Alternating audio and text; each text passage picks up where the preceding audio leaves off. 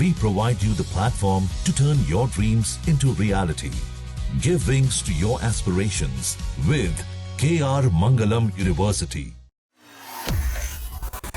Middle east में जंग लगातार जारी है। ईरान ने अमेरिका के खाड़ी के दोस्तों को भी नहीं छोड़ा है, वह लगातार हमले कर रहा है।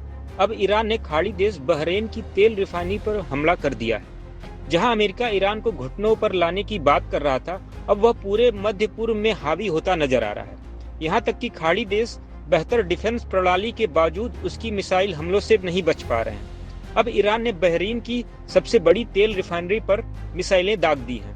इसके पहले भी ईरान ने कुवैत की सबसे बड़ी तेल रिफाइनरी और एक पेट्रोकेमिकल कॉम्प्लेक्स पर ड्रोन्स दागे थे। ईरान की आक्रामकता से लगता है कि वह इस युद्ध में अभी रुकने वाला नहीं है। इससे पहले भी वह अमेरिका के कई विमानों को तबाह कर अपनी ताकत दिखा चुका है। तो आइए इस हमले के बारे में हम आपको विस्तार से बताते हैं। बहरीन की सरकारी तेल कंपनी पर हमला। ईरान ने बहरीन की सरकारी तेल कंपनी बाप्को पर हमला किया है। उसने देश की मुख्य रिफाइनरी को मिसाइलों और विस्फोटक ड्रोनों से निशाना बनाया है। इस हमले के बाद रिफाइनरी परिसर में भीषण आग लग गई। मिसाइल हमले के बीच बहरीन के गृह मंत्रालय ने सायरन सक्रिय कर दिया था और वहां काम कर रहे वर्कर्स को निकटतम सुरक्षित स्थान पर भेज दिया। सरकार ने कहा कि इस हमले में किसी की जान नहीं गई है। बाप्को एनर्जीज कंपनी के बारे में। बाप्को एनर्जीज बहरीन की सरकारी ऊर्जा कंपनी है जो देश की अर्थव्यवस्था की रीढ़ मानी जाती है। शुरुआत में यह एक छोटी कंपनी थी, लेकिन 2003 में रिब्रांडिंग के बाद इसे एक एकीकृत ऊर्जा होल्डिंग कंपनी के रूप में विकसित किया गया। यह बहरीन के सित्रा द्वीप पर स्थित देश की एकमात्र तेल रिफाइनरी का संचालन करती है।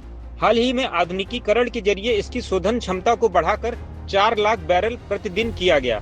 यह रिफाइनरी न केवल बहरीन बल्कि अमेरिकी नौसेना के 5वें बेड़े के लिए भी ईंधन का मुख्य स्रोत है। हम अब भी मिसाइल हमलों के खतरों से निपट रहे हैं। यूएई जंग के बीच पश्चिम एशिया के कई देश खतरे की जद में हैं।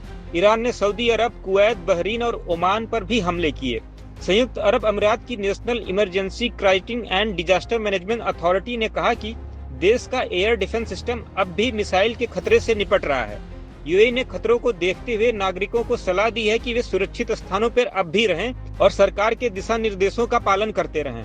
ईरान की इस आक्रामकता को देख अब यह अंदाजा लगाया जा सकता है कि वह युद्ध कितना लंबा खींचने में सक्षम है। एक तरफ ट्रंप बार बार ईरान को शांत होने की धमकी दे रहे हैं, तो वही ईरान शांत होने की बजाय अपने पड़ोसी मुल्कों पर हमले कर रहा है। आपको क्या लगता है कि ये युद्ध कितना लंबा खींचने वाला है?